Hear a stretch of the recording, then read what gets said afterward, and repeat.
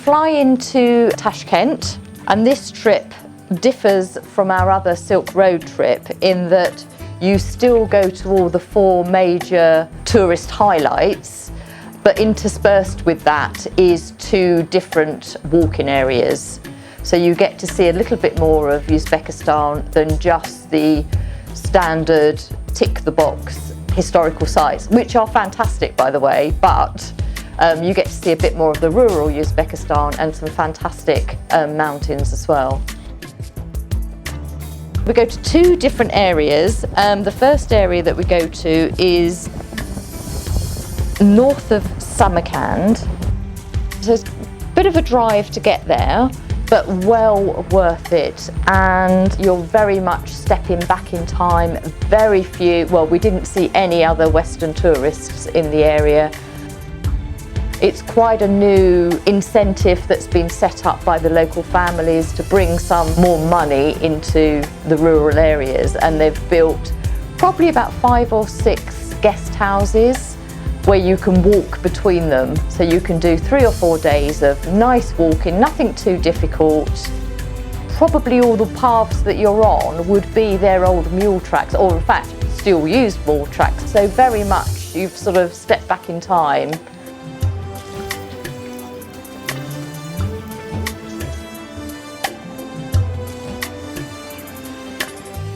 Nice accommodation, very much staying with the families. They all have beautiful gardens, lots of flowers, lots of trees, very tranquil, and just a nice setting and a really nice place to be after the hustle and bustle of the cities.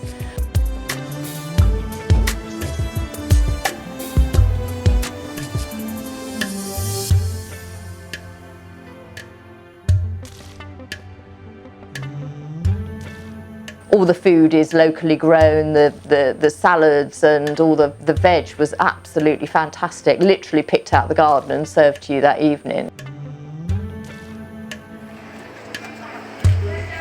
Delicious breads that they bake in their tandoor ovens. In fact, you can have a go at baking those, which is quite entertaining, one afternoon at the guest house. So that's again quite a nice experience.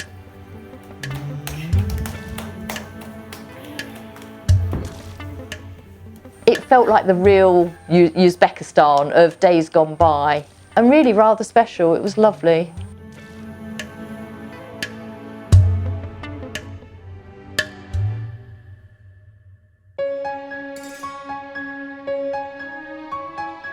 The Chimgan Mountains is just north of Tashkent, and that is a ski resort. So in the winter, it is where the Tashkent people go to ski.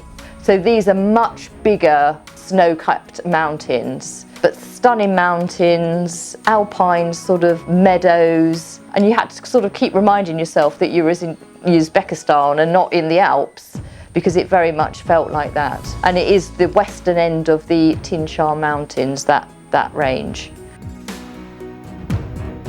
There it's just day walks. So we stay in a really lovely hotel, looking actually over the Chimgan mountain range and small Chimgan, which is a mountain that we climb. It's only sort of a couple of hours up, so very doable, but absolutely fantastic 360-degree views from the top.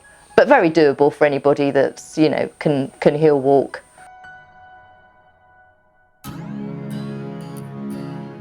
We visit Tashkent, then Khiva, then Bukhara, and then the famous Samarkand. I think if you see any photographs of Uzbekistan, you'll probably see the Registan Square, which is in Samarkand. And although you've seen photos everywhere, if you look at Uzbekistan, actually being there up close and the scale and the beauty of the buildings is something else, really.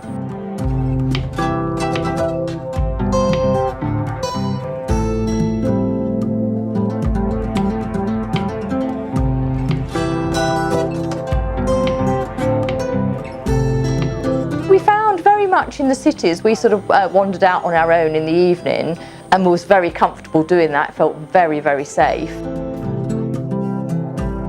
And we found a lot of youngsters especially very much wanted to come and practice their English, which was lovely.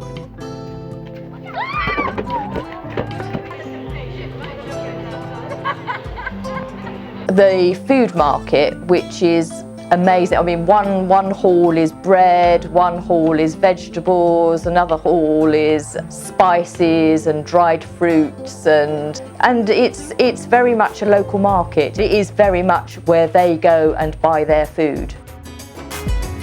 Yeah, it's a very modern city, and the underground there is beautiful.